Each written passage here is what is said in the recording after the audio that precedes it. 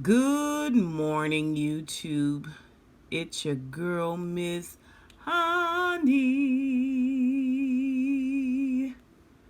I hope y'all are doing good today.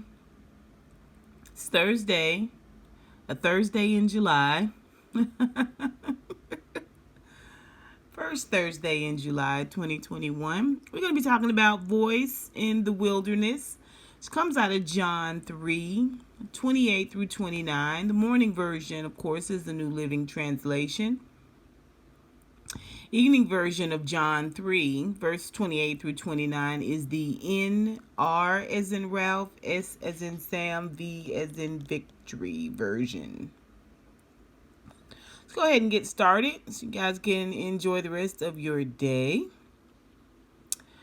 John 3:28 through 29 reads, "You yourselves know how plainly I told you. I am not the Messiah. I am only here to prepare the way for him. It is the bridegroom who marries the bride. The best man is simply glad to stand with him and hear his vows. Therefore, I am filled with joy at his success." The text says John the Baptist was a radical man with a fire in his belly to prepare the earth for the coming of Jesus. He didn't live for himself, but he was completely sold out on the message of the Messiah. He had a thirst for eternity and an agenda to bring glory to God. Just as John was the voice in the wilderness preparing the way for Jesus to come the first time, we now are the voice crying out to ready the world for the second coming. Our prayer for this morning is, Jesus, give me boldness to proclaim your name today and in the days to come. Do you guys know the original term voice in the wilderness? Or the original meaning, I think, for it is someone who expresses an idea or opinion or whatever, and it's not popular, right? Or they're the only person, the sole individual who is expressing that idea or that opinion. So that's the original, I think, meaning for voice in the wilderness, right? Being the only person around that's saying something or voicing an opinion, or having an idea, or having a very unpopular idea amidst a group of people who don't see eye to eye with you. So I thought that was interesting. Let's go ahead and read our evening version of John 3, verse 28 through 29. And it reads, "You yourselves are my witnesses, that I said I am not the Messiah, but I have been sent ahead of him. He who has the bride is the bridegroom. The friend of the bridegroom who stands and hears him rejoices greatly at the bridegroom's voice. For this reason my joy has been fulfilled." So I guess John is saying, "Oh, I'm not the Messiah, but I'm the Messiah's, best man, and I'm excited about what's about to go down here, right? And I'm gonna be standing right here beside him when it goes down." Oh, because it's about to go down. I'm ad-libbing, but I feel like that's what John was saying, right? Our text for the evening says, in order for Jesus to have his rightful place in the hearts of the people, John knew he had to fade away. You cannot save the people you're preaching to. You cannot rescue them from sin or keep them from hell. Only Jesus can do that. But you can prepare the way in their hearts for his presence. Don't keep the glory of God shut up. Let it out and make him known, so that when he comes, those who have known you will know who he is, because you proclaimed him clearly. Our prayer for the evening time is, God, sometimes it's hard for me to know how to proclaim who you are and what you are doing in this world.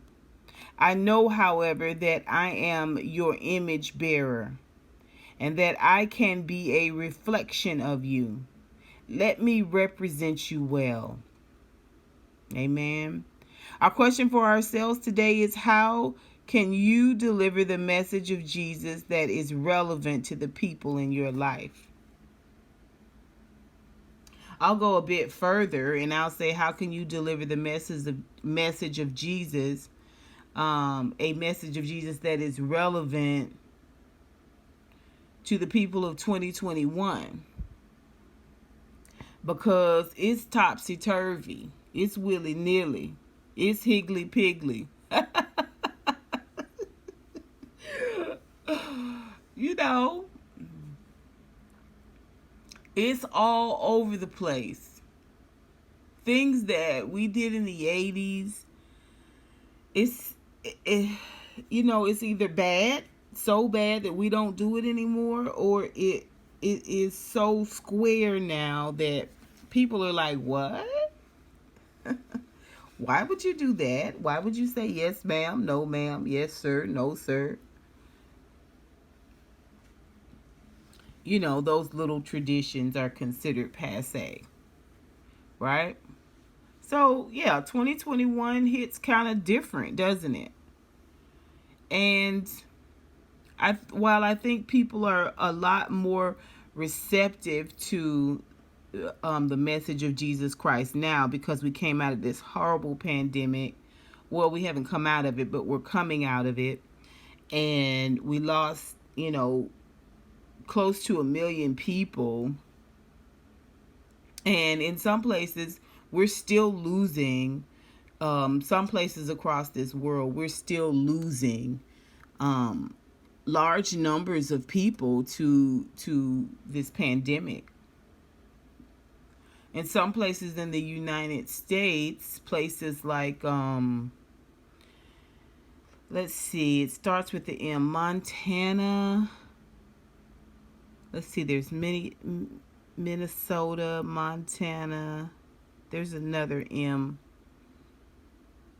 That the numbers are very high because the vaccines, the number of people taking the vaccine is below 40%. So you have, 60+% of the community, of the rest of the people that aren't vaccinated. And so the numbers are pretty high there. And I thought, gosh, some places are trying to, open back up, because some states are open back up fully because they got buttholes for governors, but also because a lot of people are vaccinated, right? People are trying to get back out there and do their thing. So I think people are more receptive to hearing about Christ because we've just come out of a crisis. But at the same time, like with the masks or the vaccines, you find a lot of people that are just diehard believers in what they believe in, okay? Or they're, against any type of organized religion or teaching, or, you know what I'm saying? So while I think it's a lot easier to talk to people about Christ now because people are, feeling a lot more religious or a lot more spiritual, I'm doing my quote fingers. I think for a generation that needs to hear it the most, which is the younger generation. The Cardi B's, the Meg the Stallions, these type of individuals who have influence. I just don't think that they care. I don't think they want to hear it. It's almost like something has to be there has to be a major event. You know what I'm saying? They have to get down to where their back is against the wall, and they're just like, I've tried everything. I've thrown money at it. I've gone to social media, and I can't fix this. I don't know what else to do. Oftentimes, that at that moment, that's the greatest opportunity one would have to introduce people to God. And people think they know God because they say his name 24/7, during sex, being surprised, with a gift, being embarrassed about something someone says. It's, OMG, OMG, OMG. You guys know I don't do it, but OMG, OMG. So people think they know who he is because they know the 3 letters in the sequence that they're laid out. But they don't have that experience of relying on God, relying on Christ. Right? They don't have that faith building where they've been down and they have miraculously recovered, right? They don't connect the knock at the door that saves your life with the Father. They don't connect missing a bullet or not having gone to that party, or having gone to that party and the person next to them being shot dead. A lot of people don't connect to that. It's like, man, they be shooting over there. We going next week, right? A lot of young people associate God with being the wet blanket, meaning I can't have any fun. So I think it's much more difficult now to share God, to share Jesus, to share the lifestyle with certain people.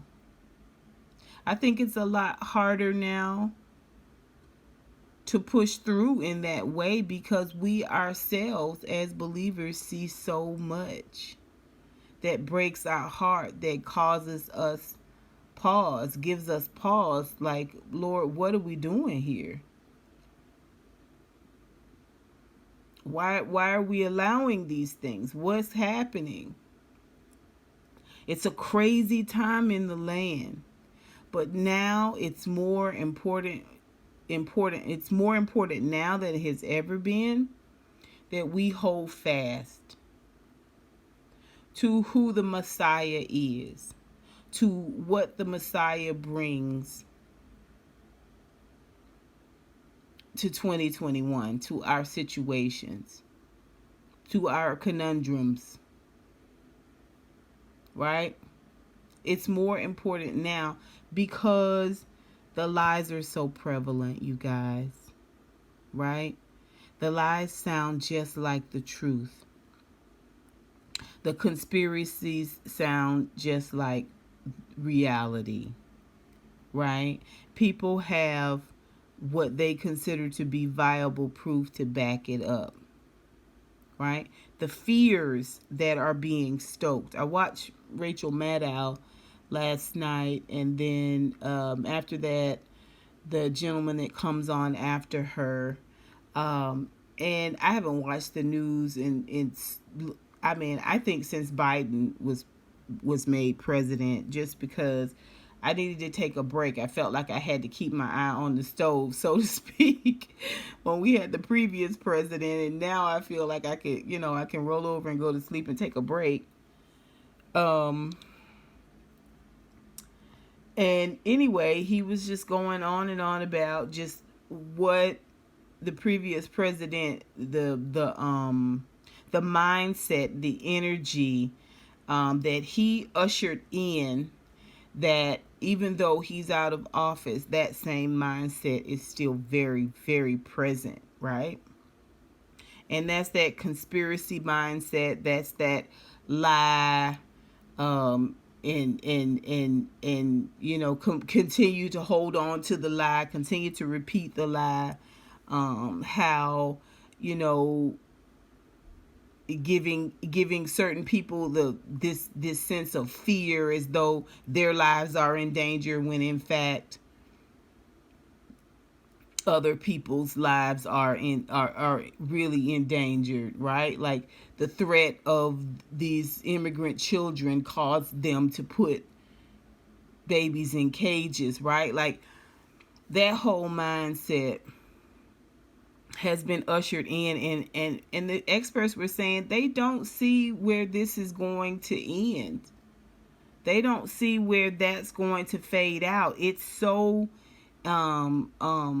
indoctrinated now in people, that way of life, that false news, bravado, that type of thing is it's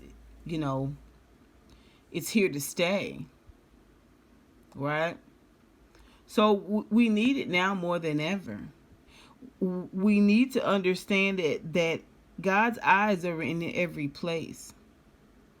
We need to understand that even if there is a conspiracy, that God is still in control. We need to know that even though the lie is afoot, and it is now considered the truth, that God knows the truth, right? We need to know that even though the housing market is all over the place, and if you're looking to buy a home, or you're trying to move to another state, like you need to know now more than ever, this conversation about the housing market, it is subject. The housing market is subject to God's will, right?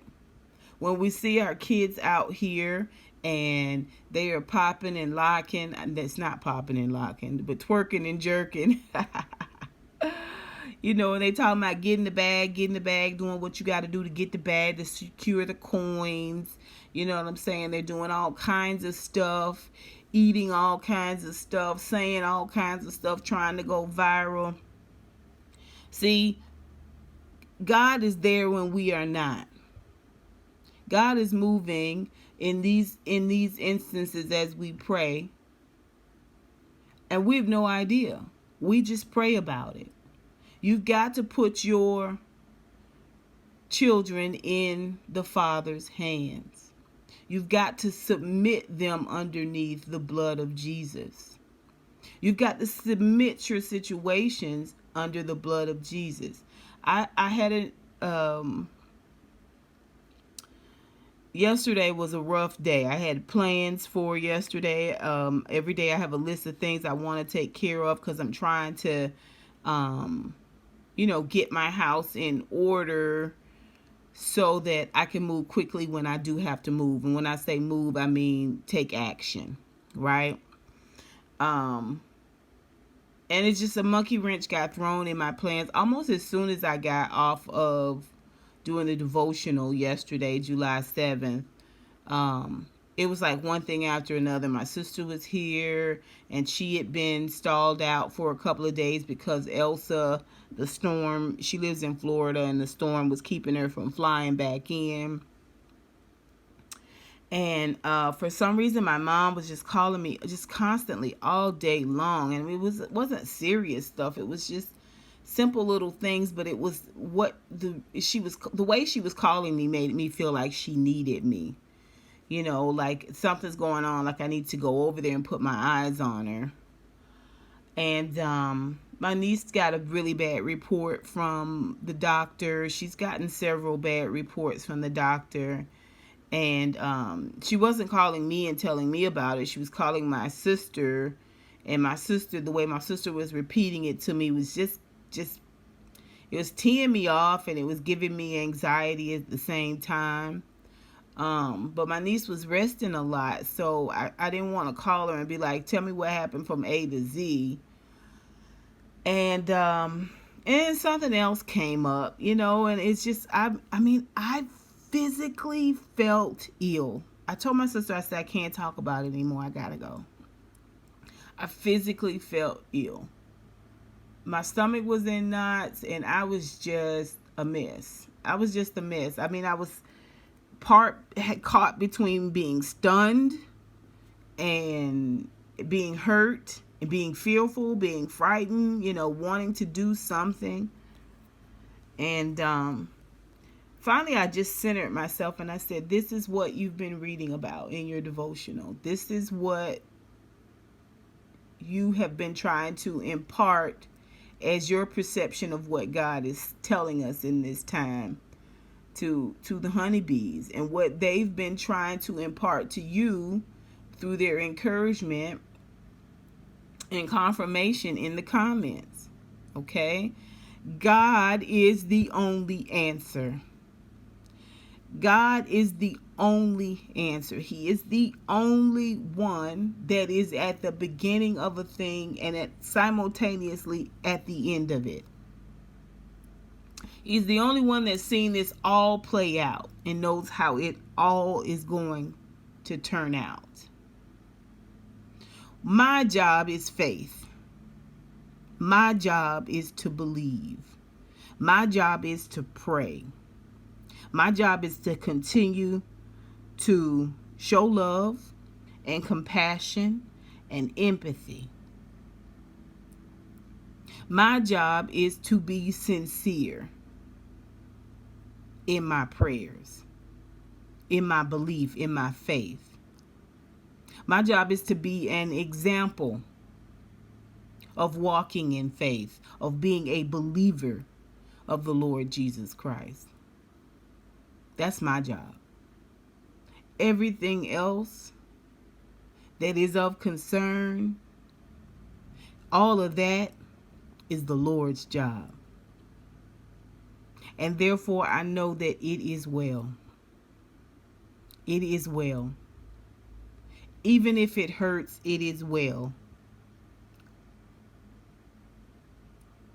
Even if it doesn't head in the direction that I want it to, it is well. It is well. He's got our children. He's got these politics. Okay? He's got financials. Okay, jobs, health, healing. It's all in God's hands. We must believe. We must walk like we believe and talk like we believe. And we ask God, give me opportunity. Give me the opportunity to share who you are and what you've done for me. Give me the opportunity, not to stand up and preach to the people, but give me the opportunity to tell what you did in my life. To tell how you calmed me down, my fears down, my anxiety down, how you gave me beautiful sleep when I hadn't slept in years or months. Come on now. Come on now. Oh, you can be the voice in the wilderness and not be ostracized. You can be the only one saying something. You can be the only one doing a daily a morning devotional, right? And you look around and you see so many people now giving you motivational messages, right? Motivational conversations, Monday motivations. I think it's wonderful. I think it's lovely, right?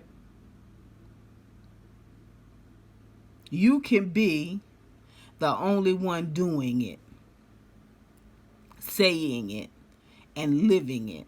Trust me, they are watching. They are listening. And they want to know the secret. They want to know how you're doing it, how you're managing, how you're surviving, how you're keeping your head above water. Continue to be the voice in the wilderness that you stand in. Continue to be the sole person with the opinion, with the mindset that I'm not going to let that upset me. I'm going to give that to the Lord. I'm going to put that on the altar. Okay? I've gone on a little bit long, and I've talked and talked. I hope this devotional means something to you. I hope it speaks to something inside of you. Not to be a holy roller, although if that's what you feel like you've been called to do, what I want is for us to continue to move to this place where we are not afraid. You're not afraid of living how you want to live. I'm not afraid of believing how I believe. And so that's my prayer for you today. My prayer for you today is that God gives you the courage and the opportunity to not just say it, okay? Because sometimes we use a lot of words, but to be the example. Gives you the opportunity to show people what a life in service to Christ looks like. What believing looks like, what faith looks like. What standing still, being quiet, staying calm, having some shut mouth grace, okay, but staying quietly prayerful, what it looks like. That is my prayer for you, because that is really how people learn. Okay, and then it's my prayer that it catches on like wildfire, baby. That this Jesus thing goes viral, What? Oh, the Lord been viral before there was viral, okay? I love y'all. I love y'all, honeybees, with the love of the Lord. Listen, there's nothing you can do about it. There's nothing you can do about it at all, and that's that on that. And I hope you guys have a wonderful day. And until next time, honeybees.